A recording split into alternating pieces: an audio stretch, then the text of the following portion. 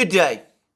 Today, 8th January, opens to news of another big Russian missile strike on Ukraine, slightly smaller in scale than the missile strikes of the 29th of December and the 3rd of January, but pretty massive nonetheless.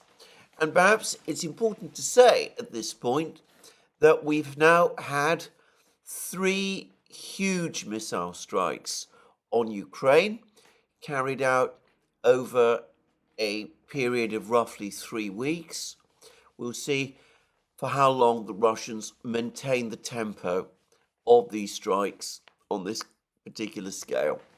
Now, again, news information about these strikes, the effect that they have, tends to come out gradually.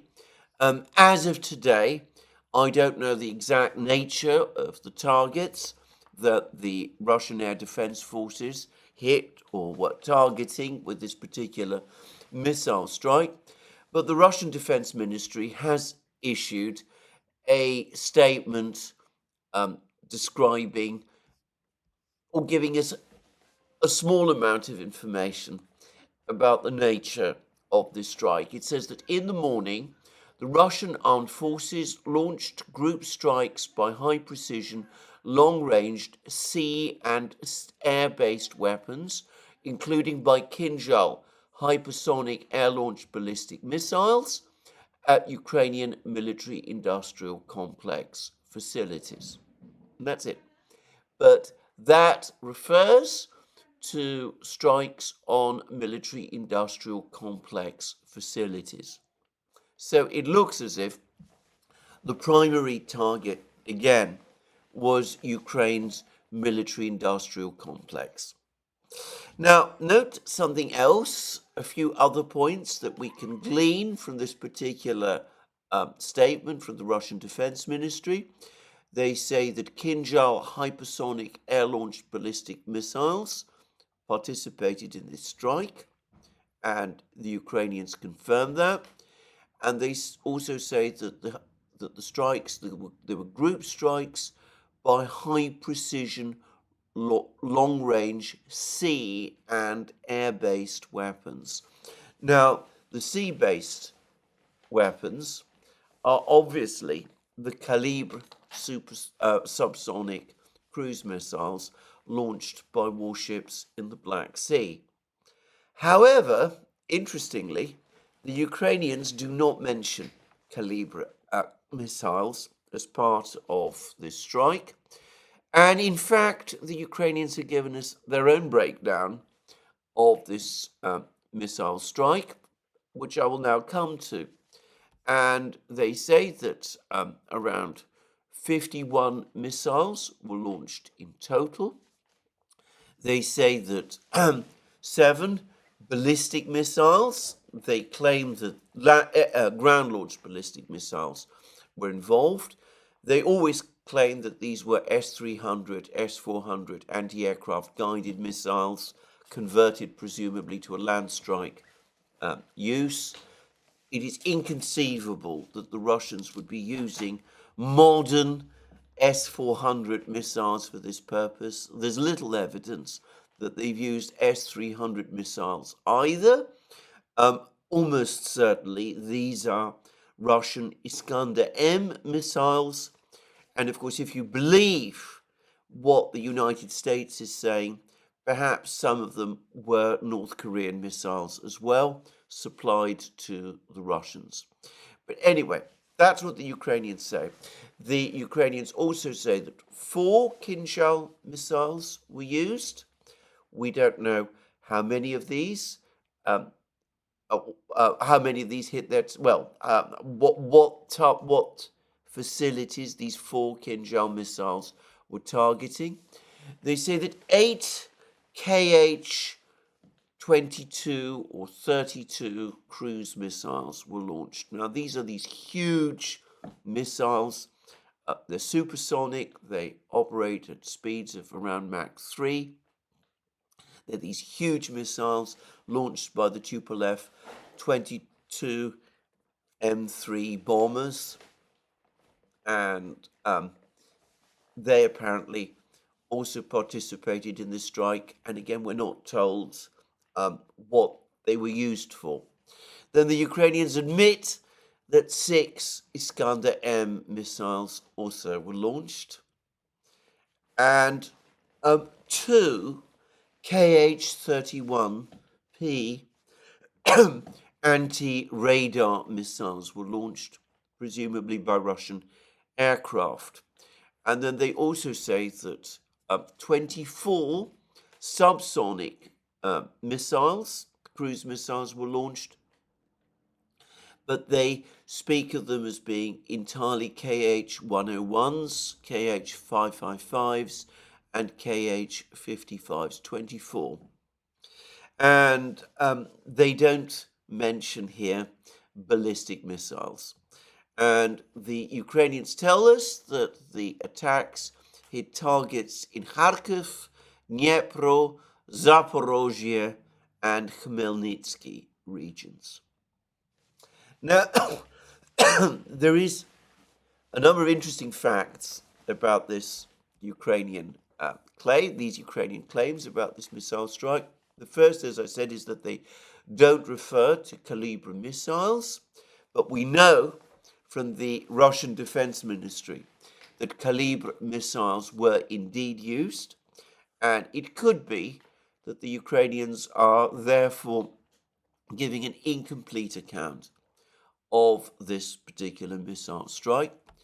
But the most interesting fact about what the Ukrainian Air Force is telling us is that overall the missile strike was a success.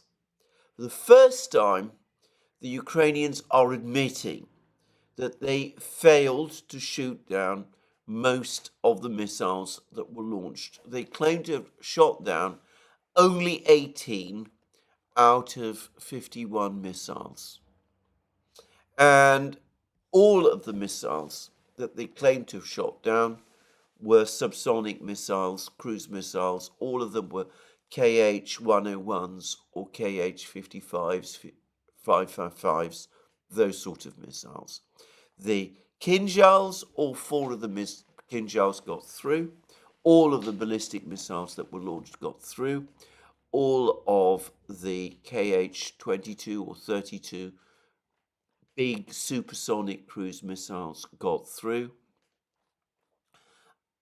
The Ukrainians admit that they were unable to intercept a single one of these more powerful, larger, supersonic or hypersonic missiles.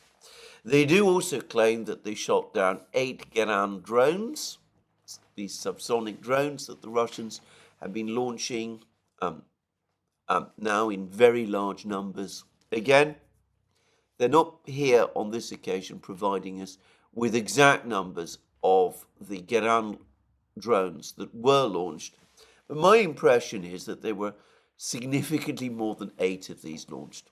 So this is unusual, the Ukrainians admitting, in effect for the first time, that in the face of a third Russian missile strike in a period of roughly 3 weeks, this time they failed to launch, they failed to intercept most of the missiles. The first time, to my knowledge, that they're admitting that most of the missiles got through.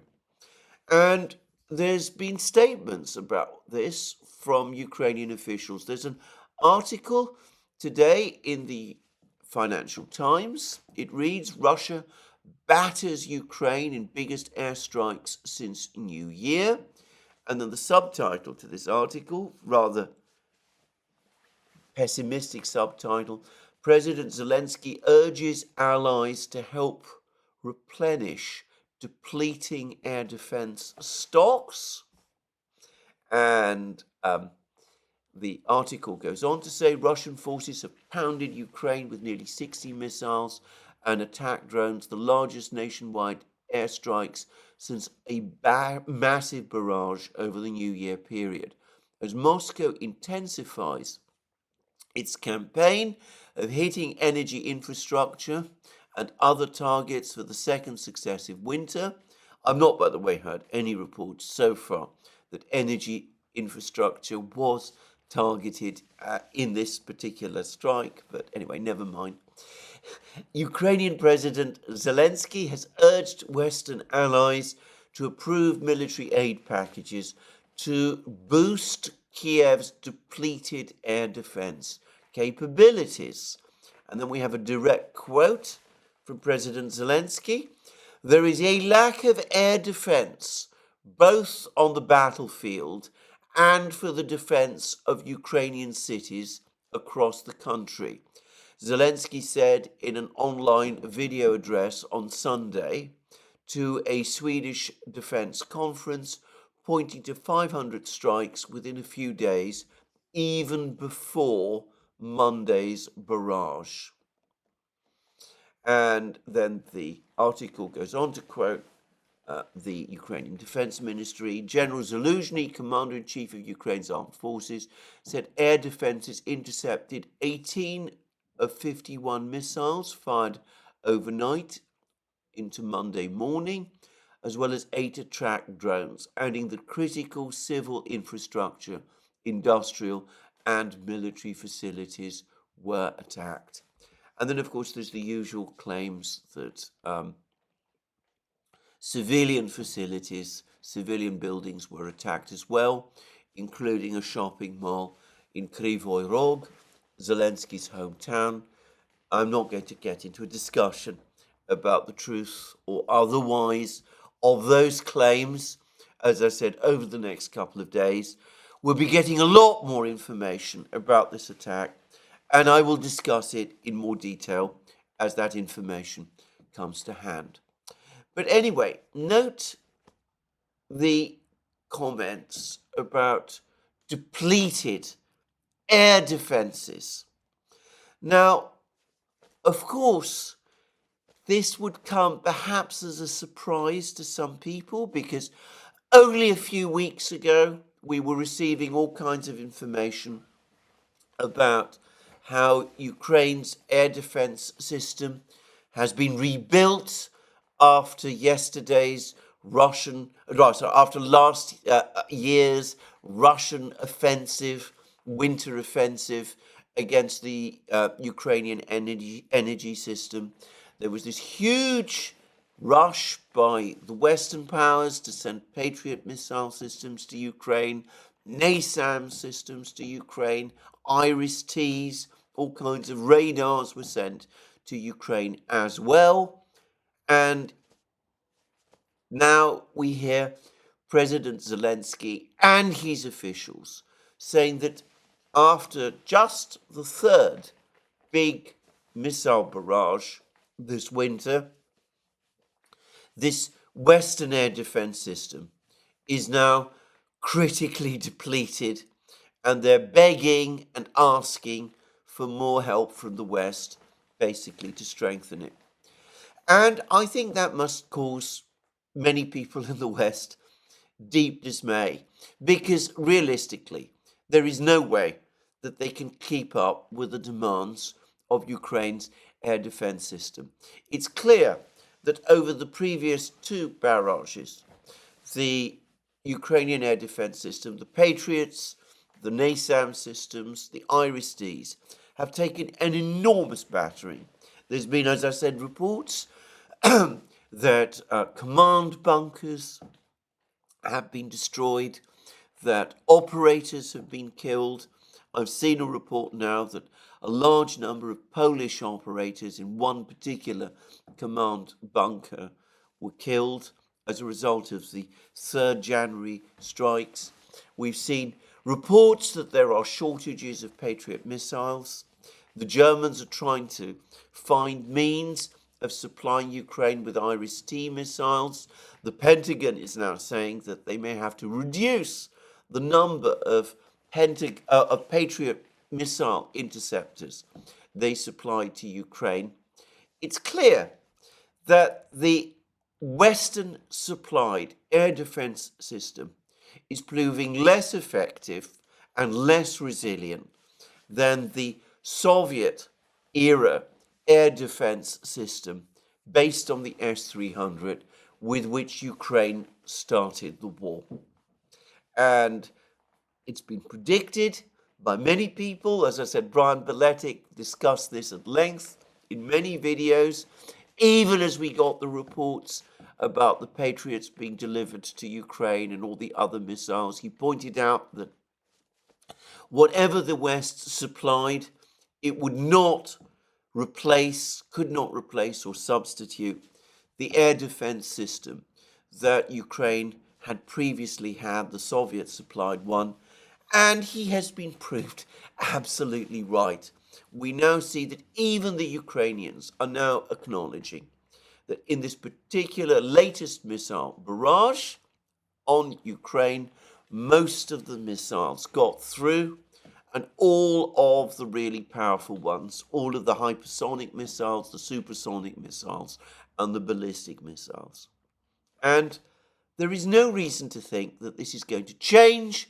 All the indications are that it is going to get worse. And there is actually an interesting article, not specifically about Ukraine, but clearly influenced by events in Ukraine, which has appeared in the Daily Telegraph. And it reads as follows: Ukraine shows that Britain needs fighter jets more than ever. Ukraine and China show that air power is still unmatched. And the article then goes on to say that Ukraine is being hammered daily by air attack. The importance of aircraft is nowhere clearer than in Ukraine, where the ongoing horror of Russian flanker jets, flankers means Sukhoi 35s and 34s and 30s, pounding glide bombs into Ukrainian troops who are hunkering eye deep in frozen trenches, reveals a sickening contrast between modern warfare and an ancient defensive strategy. Despite the hopes offered by air defense missiles and budget drones, Russian air power retains the upper hand. Drones, however compelling, cannot stop Russian Sukhois. Ukrainian air defenses can only push so far towards the threat. Portable systems of short range and long range Patriots are expensive strategic assets that cannot be lost. The Sukhois can release their glide bombs just outside of these systems' ranges with near impunity. And this is an interesting admission, by the way. Again, it brings to mind all that cascade of media reports and commentaries and claims from all sorts of knowledgeable people in the first year of the war about the ineffectiveness, the supposed ineffectiveness of the Russian Air Force. It's now acknowledged that the Russian Air Force is on the rampage across Ukraine, that it's causing severe damage to Ukrainian troops, the ongoing horror of Russian flanker jets pounding glide bombs into Ukrainian troops who are hunkering eye deep in frozen trenches reveals a sickening contrast between modern warfare and an ancient defensive strategy. And it's admitted also that the Patriot missiles and the other systems, the drones and all of that, they're not capable of withstanding this Russian air offensive. Now, what this article, of course, isn't saying, and what I've discussed in previous programs, is that the reason these Russian aircraft are now so visible on the battlefronts and are doing the immense damage that this article in the Telegraph admits that they are doing is precisely because that Ukrainian air defense system, inherited by Ukraine from the Soviet Union, the one based on the S-300s, has now been destroyed, and the Western supplied one, the one based on the Patriots and the NASAMS and the Iris-Ts, is falling short. Anyway, there we go. Now, the Financial Times article, if I go quickly back to it, it claims, it tries to find, as these articles often do, reasons to hope, and it says that officials in Kiev are increasingly concerned that the country's military and civilian population could find themselves unprotected if continued Russian missile and drone strikes deplete air defense. But the country's army hopes the F-16s' arrival will end the dominance of Russia's air force and in turn help reboot a struggling counteroffensive that failed to liberate southern and eastern regions of Ukraine. Now, notice those last words, that the country's army, the Ukrainian military, hopes the F-16's arrival will end the dominance of Russia's air force and help reboot a struggling counteroffensive that failed to liberate southern and eastern regions of Ukraine. Now, of course, there is no counteroffensive taking place anywhere across the front lines at the present time. Even Ukrainian officials are admitting that, on the contrary, it is the Russians who are advancing. And indeed, shortly before I started this program, I did my quick check of the situation on the front lines. It turns out there's been further very significant Russian advances in the Avdiivka area. It seems that the Russians now are in the process of storming the village of Pervomaisky, which is close to Avdiivka and is on the southern flank of Avdiivka. They've been making more advances in Avdiivka itself, and even Ukrainian sources apparently are now acknowledging that the Russians are making more advances northwest of Avdiivka along the railway, also close to the villages of Stepovoye and Berdichi, Stepovoye having been the subject of intense battles over the last couple of weeks. But anyway, the Russians continue to advance there, and they continue to advance in the Liman area, the Liman-Siversk area towards the Oskol River. And the Institute of the Study of War, for what it's worth, is now also predicting a renewed Russian offensive in the Kupiansk area, further north. Anyway, so there is no counteroffensive underway at the present time. But this article in the Financial Times says that the Ukrainian military are hoping to reboot their counteroffensive, in other words, to restart their current counteroffensive, and they hope to do this with the F-16s. When the F-16s arrive. The F-16s apparently, or allegedly, or supposedly, will provide Ukraine with the air cover, the air supremacy that they need in order to relaunch their counteroffensive. And the Financial Times article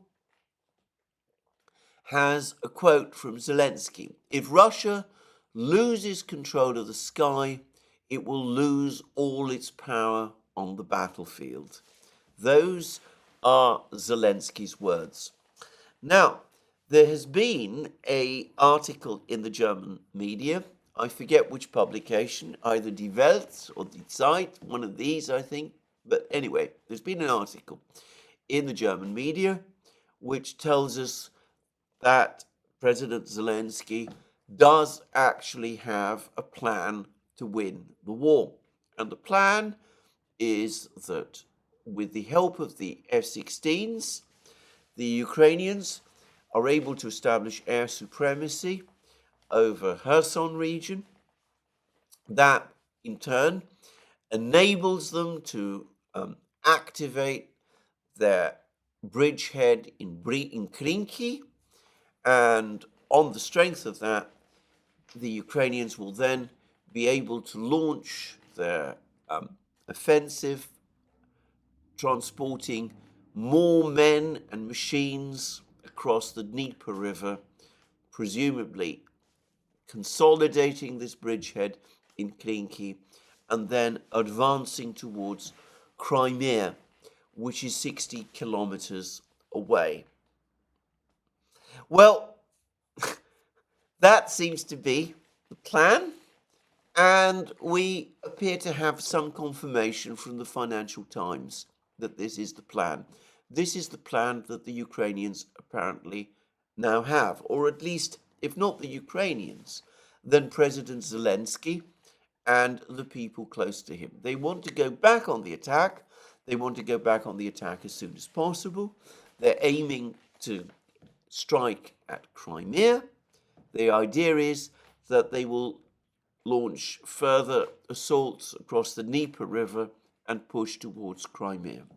And that, presumably, is why the Ukrainian command is so insistent on clinging on to this bridgehead in Krinky. Why men from these 4 Marine brigades are being fed into Krinky day after day, week after week. The bridgehead itself is vanishingly small. The bodies have been piling up in the river and all around, according to accounts the soldiers themselves have been giving to the Western media. But the idea apparently is that, we will continue to pour men into Krinky, and then eventually, when the F-16s arrive, we'll be able to gain air superiority over the Russians, over Krinky, and over Kherson region. And that will then enable us to resume our offensive. We're not going to try again to attack in Zaporozhye region, but we will advance towards Crimea. And this time we will get to Crimea and we will win the war. I have to say that to me, this looks an even more fantastic scenario than the one we saw last summer with the offensive in Zaporozhye region. I think, again, the person who's described this all best is Brian Beletic. He's pointed out that what we're talking about here is, in effect, a rerun of the Zaporozhye offensive, except with the added complication of a large river dividing what is presumably supposed to be the main supply line. So somehow you're going to send thousands of troops. There'd have to be tens of thousands of troops across this river. Supposedly you're going to have to send supplies to these tens of thousands of troops, again across this river, presumably on pontoon bridges, because realistically boats are not going to be anywhere near enough, especially not for armoured vehicles. And then you're going to run up against the same kind of fortified lines that defeated the Ukrainians in their offensive in Zaporozhye region. And Brian Beletic has again pointed out that map after map, satellite image after satellite image shows layer after layer of Russian defense belts, and presumably minefields and dragon's teeth and barbed wire and pillboxes. Anyway, layer upon layer of defences all the way between the Dneiper in this region and Crimea, and the Ukrainians are supposed to battle through all of that, and they're supposed to battle through all of that under the cover of the F16s, despite the fact that they have the obstacle of the Dneiper somehow in the way. Well, as I said, to me, it looks like complete fantasy. Note that Ukraine is not currently being supplied by the West with more tanks. France has apparently made a final decision that they will not supply more Leclerc tanks to Ukraine after they've seen what happened to the Leopard 2s. It's not difficult to guess why. Britain is out of Challenger 2s that it can send to Ukraine, so that's apparently, that idea has been scrapped. There's no more Challenger 2s coming, and the Challenger 2s didn't achieve very much on the battlefield anyway, and supposedly 3 of them have been destroyed, and 1 of them definitely has been. The Leopard 2s have been, let's just say politely, a major disappointment.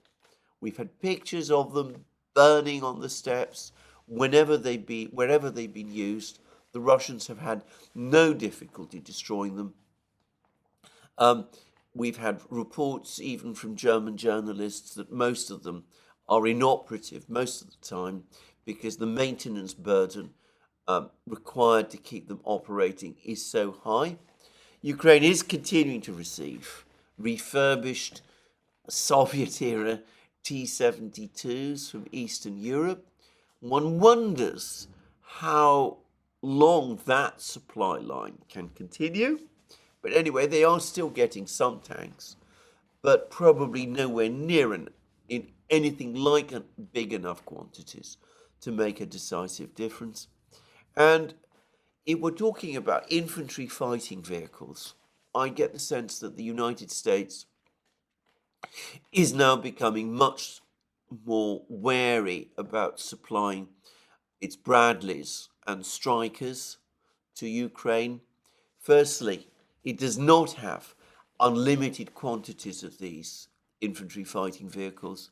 But secondly, the Stryker also apparently has not performed particularly well on the Ukrainian battlefields.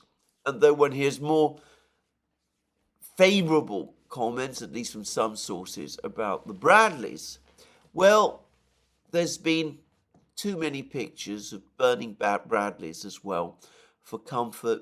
And again, the United States isn't keen on sending those. So despite shortages of armor, despite critical shortages of ammunition, Ukraine is planning this offensive. Now, I mentioned shortages of ammunition. We've actually had comments about these ammunition shortages from Ukraine's Deputy Prime Minister Mikhail Fyodorov. And he has spoken to the Wall Street Journal, and he said, we're increasingly using FPV drones because we have a lack of shells. Drones, however, can't replace artillery completely.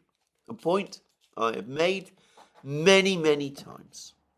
But nonetheless, despite this critical shortage of shells, Ukraine is apparently planning, or President Zelensky is apparently planning, this great offensive. And it all hinges on the F-16s.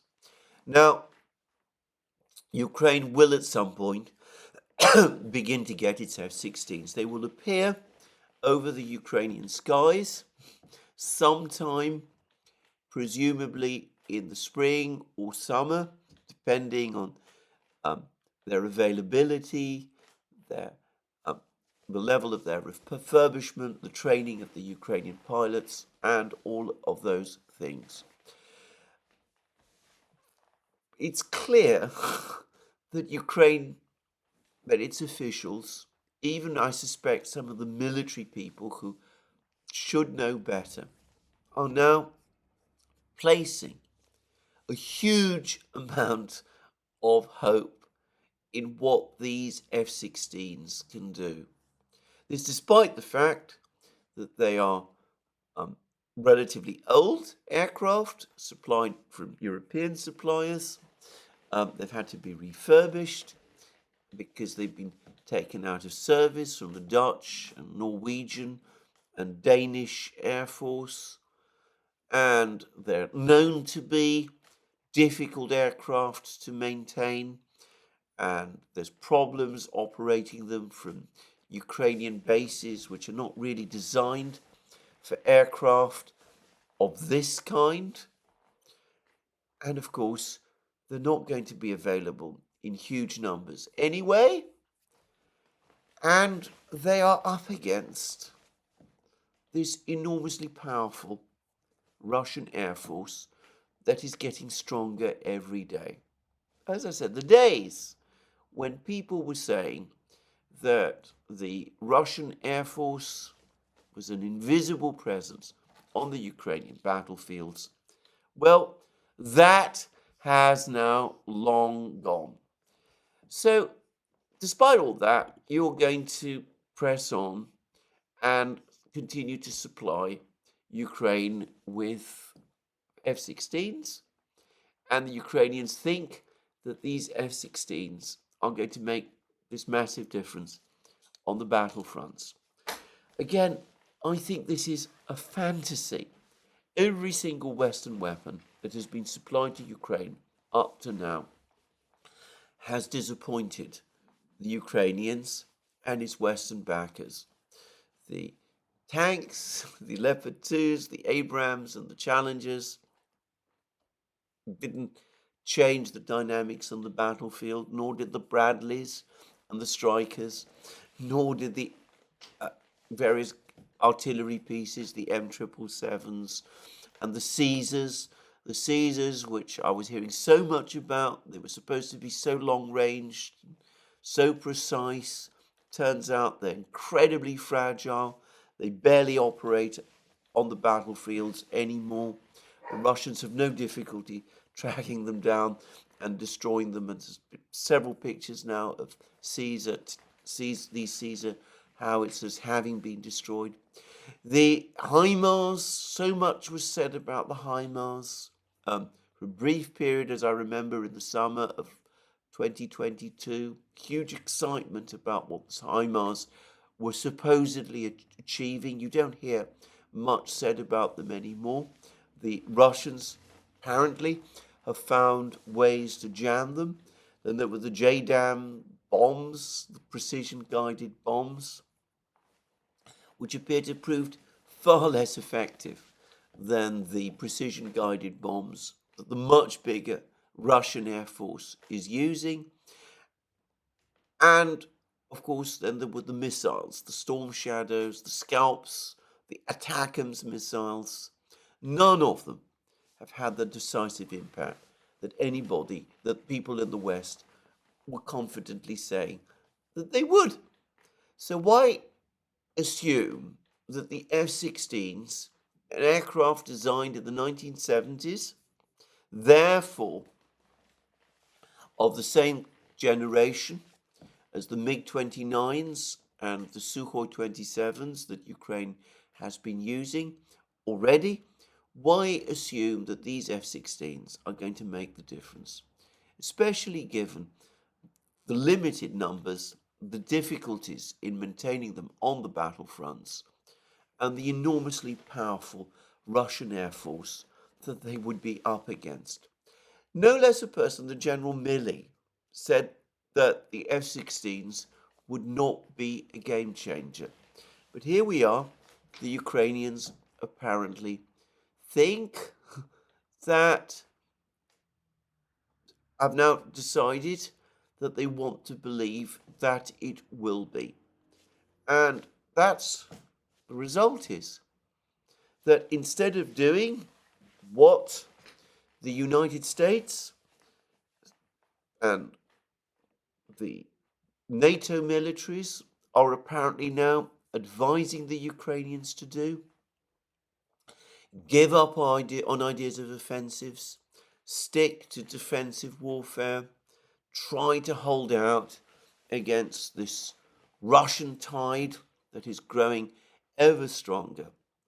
What the supply of the F16s is doing instead is that it is encouraging people in Kiev, people within Zelensky's circle, perhaps some military officers, to start thinking about new offensives instead.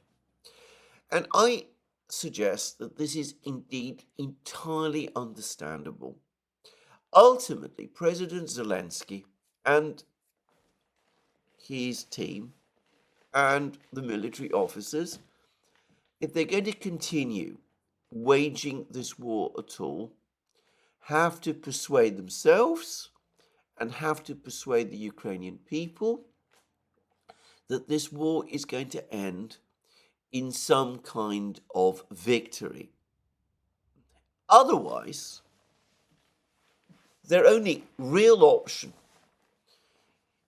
their only rational option, is to do what I and others have been telling them to do for years now, which is to sit down and to negotiate with the Russians what would in effect be terms of surrender. Not only would that be politically extremely difficult to do, it would be massively opposed by the various powerful nationalist groups, many of them heavily armed, that operate in Ukraine. But it would also almost certainly provoke a strong reaction amongst the Ukrainian people, who would ask, why had they been asked to make these enormous sacrifices over the last 2 years if victory was unachievable? And of course, there is also the specific factor of President Zelensky himself and his own position. And I've started to see a number of Ukrainian commentators begin to make the point that one reason why Zelensky has to keep the war going is because when the war ends, elections will follow, and given his plunging popularity, if there are those elections, he will almost certainly lose. In fact, he will definitely lose. And at that point, he will be out of power, with all that means for his future. So he has this personal need, this overriding personal political need to keep the war going as long as possible. So in order to keep the war going, he has to promise victory. And in order to promise victory, he needs an endless supply of weapons from the West, or particular types of weapons from the West, that he can tell the Ukrainian people and the Ukrainian army and the Ukrainian generals that these weapons will change the entire dynamic on the battlefield and will reverse the situation on the battlefield and will provide Ukraine with victory. Now, if this is a little bit like what another leader of an embattled nation was telling his nation in 1944 and 1945, that, if they kept fighting long enough, all kinds of new wonder weapons, jet fighters, long-range missiles, that kind of thing would appear and would change everything and would ensure victory. Well, if it sounds similar, it is because it is. But psychologically and politically, it is understandable. Zelensky, after all he has asked his people to sacrifice, is no longer in a position where he can negotiate peace. After all, he rejected the option of peace when he pulled out of the Istanbul Accords in March, April 2022. And his entire political future now depends both on the war continuing and ultimately on the achievement of some kind of victory. When people like Simon Schuster say that Zelensky has become delusional and has lost touch with reality, there are actually compelling political reasons why this is the case. But we see, therefore, what the effect of the West supplying fresh weapons to Ukraine actually is. It doesn't lead to Ukraine going onto the defensive. It doesn't lead to Ukraine beginning negotiations with the Russians to try to freeze the conflict. The Ukrainians, politically and psychologically, are incapable of doing either of those things. What it does instead is it causes the Ukrainians to start planning for further offensives, unrealistic and fantastical as they are. The effect of the F-16s, or the promise of the F-16s, or the illusion of the F-16s, is not that it will enable Ukraine to defend itself from Russian missile strikes, because the F-16s won't do that.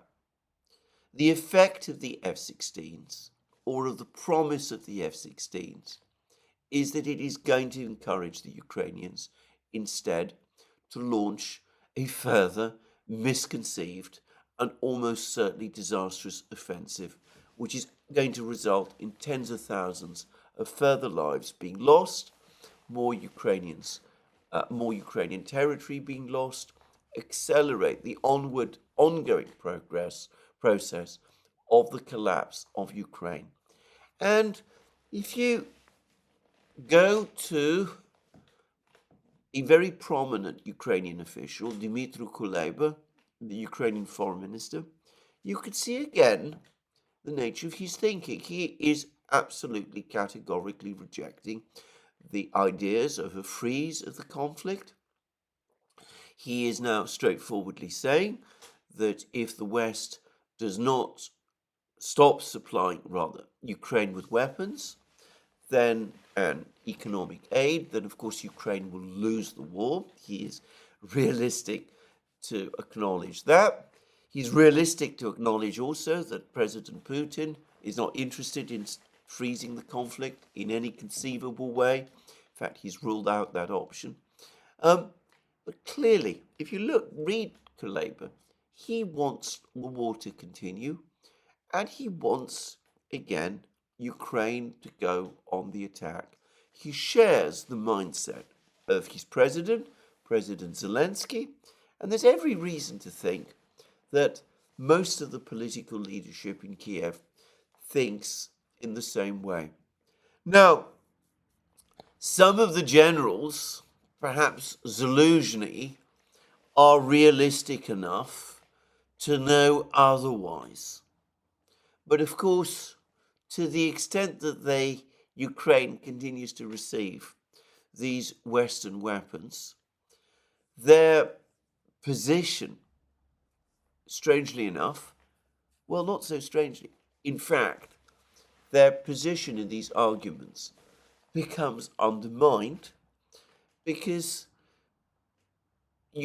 Zelensky is always able, by promising that all of these great weapons are going to change the results on the battlefield, he's at least able to give an optimistic perspective on the future, which, of course, General Zelensky has never really been able to do.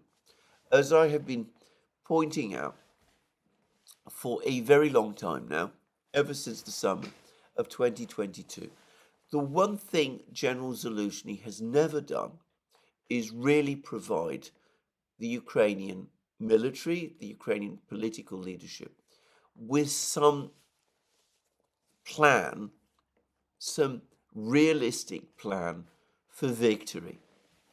Anyway, there's going to be more debate in the United States soon about funding Ukraine. There's going to be more debate, no doubt, in Europe. The European Union will be discussing very soon whether or not to sign off on this 50 billion euro package of aid for Ukraine. In the United States, the Speaker of the House of Representatives, Speaker Johnson, and apparently Chuck Schumer, who is the Senate Majority Leader, anyway, they've all come to some kind of an agreement to keep the government funding going. And this is a preliminary agreement. It might not stick. But anyway, they've come to that agreement now. The agreement doesn't touch on funding for Ukraine, but the fact that there's been this agreement at all perhaps makes it more likely than not that some funding for Ukraine will be authorized at some point over the next few weeks. However, if Congress people, senators, when they authorize this funding, when they provide the means for the administration to continue to send aircraft and missiles to Ukraine, if they think that by doing that, they're helping Ukraine to conduct a defensive war that can be sustained over a long period of time, hopefully ending in negotiations, which will at least preserve Ukraine as a result of some conflict freeze.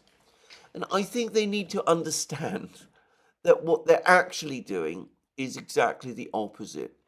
They will be supplying the Ukrainians with, in effect, the means of their own self-destruction. The Ukrainians will take the money, and they will take the weapons, and they will try to find means to go back on the attack. And all that will do is that it will lead to further Ukrainian defeats, further Ukrainian losses, which cumulatively will continue to put the future of the Ukrainian state at risk. Now, whether the people in Congress understand this is another matter. Of course, all that I've just been discussing leaves out of account what the Russians will do. The Russians will continue their big missile strikes. Of that, I am sure. They will continue to deplete Ukraine's air defense system, which appears to be in the process of breaking down. They will hunt the F16s when they appear, just as they very successfully hunted the MiG-29s and Sukhoi 27s in the autumn which has just passed. And of course, if we believe all of these reports from the Institute of the Study of War and the British Defence Ministry, they will begin some kind of offensive of their own, probably this spring. Maybe in the Kharkiv area, around Kupiansk. There's lots of speculation about this. But I will say this, given that the Russians are no doubt keeping track of all the debates that are going on in Ukraine, it's not impossible that perhaps Brian Beletic has got it right after all, that the Russians, knowing that when they get the F-16s, the Ukrainians intend to go back on the attack, will simply wait for the Ukrainians to go again on the attack, pummel the Ukrainian army more, when the Ukrainians do go on the attack, shoot the F-16s out of the sky, weaken the Ukrainians even further, take more territory in the meantime, because that's what the Russians have been methodically doing now for several weeks, and bring closer that day when the Ukrainian state finally collapses. Well, we will see.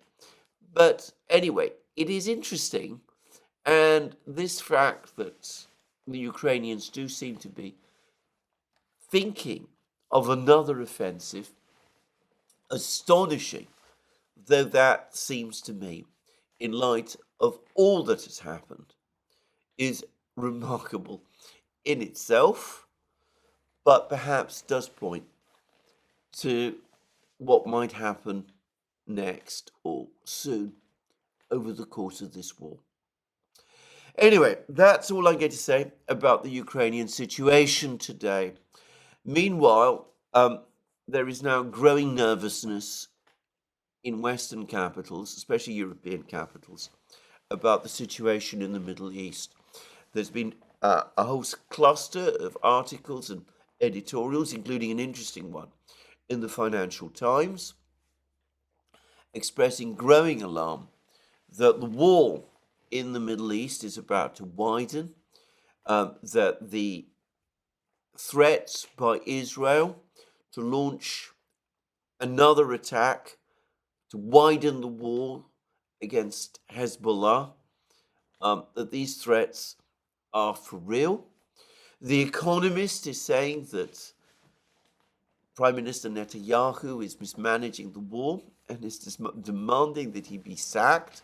I don't know how that can happen, and I don't know why the Economist thinks that it's its place to make those kind of demands, but never mind.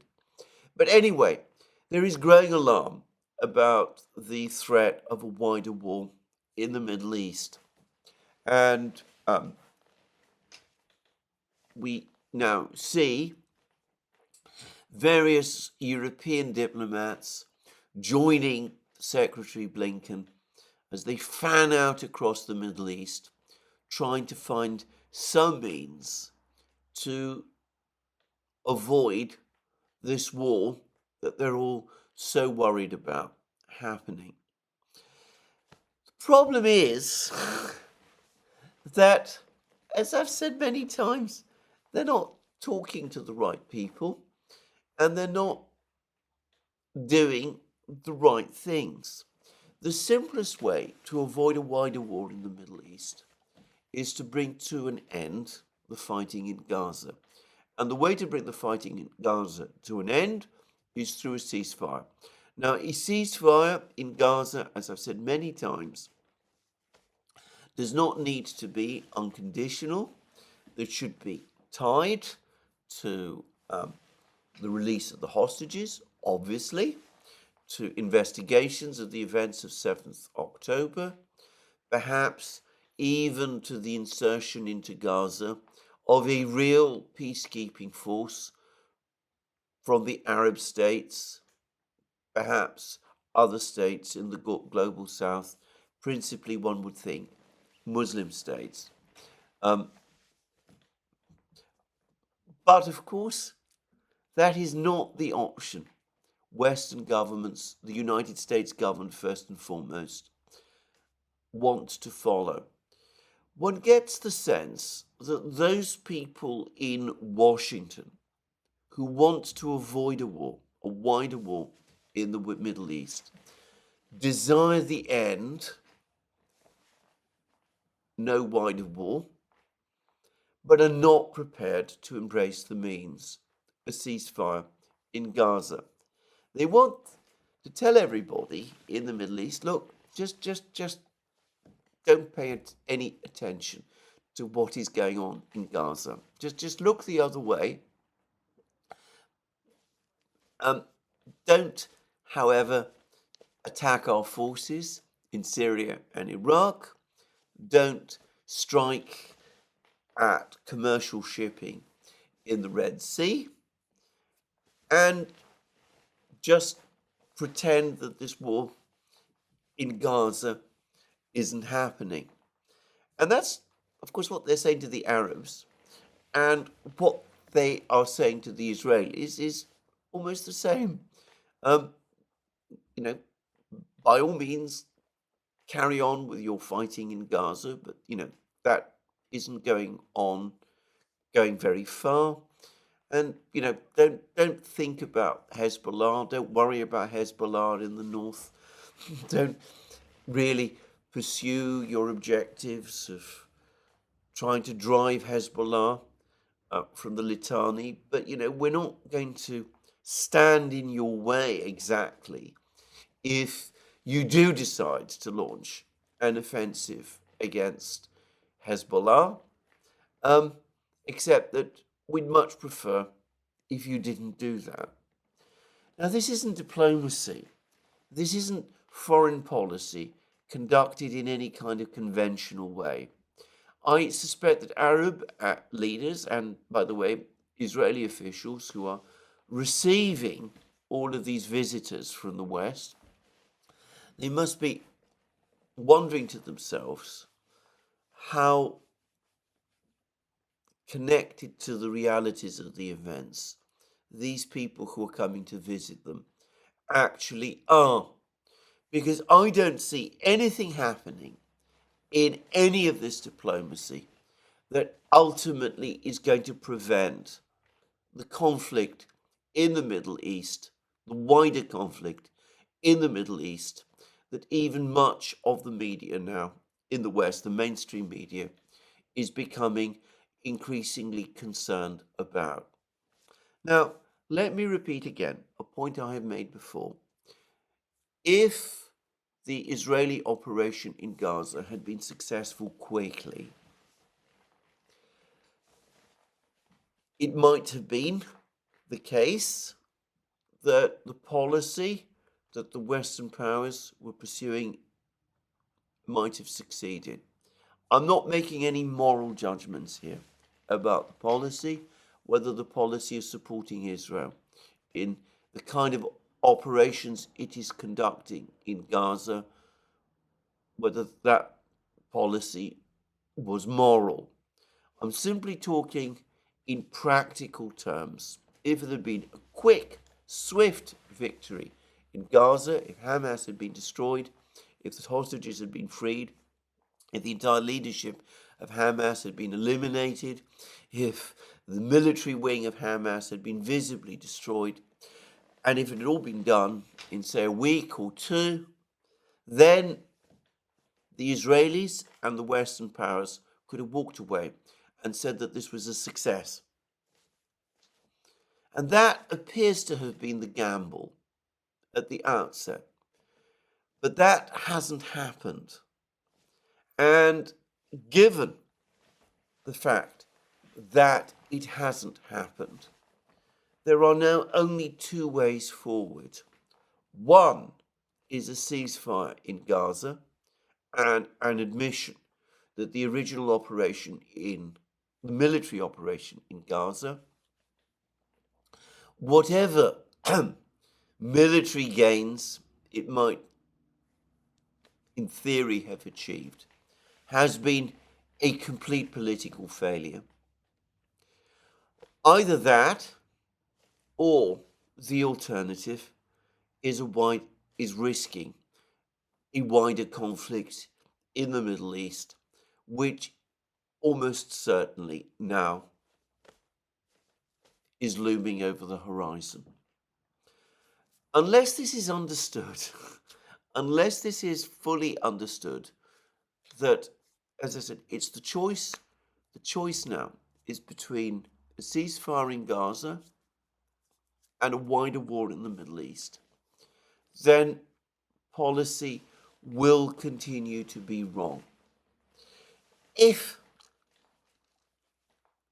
the decision is made to go for a ceasefire in Gaza, there will be major problems with the Israeli government and with Prime Minister Netanyahu, but various possibilities and opportunities then open.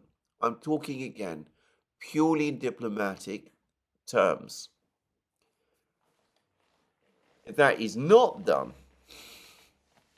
then we're looking at a wider war in the Middle East, the prospect of which should fill everyone with dread. To my mind, it is absolutely obvious which option should be followed. A ceasefire in Gaza. Again, it is astounding that Western leaders seem incapable of seeing this, but apparently they are, or they've trapped themselves into positions, political positions, which they feel they can't retreat from. And of course, the inevitable smash is now coming. Well, there we are. We'll see what happens. I don't have any expectations of these latest diplomatic moves. In the meantime, we'll see whether we get more big Russian missile strikes in Ukraine over the next couple of days or weeks. And of course, for Ukraine, the situation on the front lines deteriorates further still. Gordon Hahn has written a very interesting piece about a possible pre-revolutionary situation now developing in Ukraine. I will probably be discussing that in my next program. Thank you again. This is where I finish today's video. More from me soon. Let me remind you once more that you can find all our programs on our various platforms, Locals, Rumble, and X. You can also support our work via Patreon and Subscribestar. You can check out our shop. Get yourself the amazing things that you will find there, our magic mugs, our hats, our hoodies, our t-shirts, our sweatshirts, all those great things. And last but not least, if you've liked this video, please remember to tick the like button and to check your subscription to this channel. Thank you again. More from me soon. Have a very good day.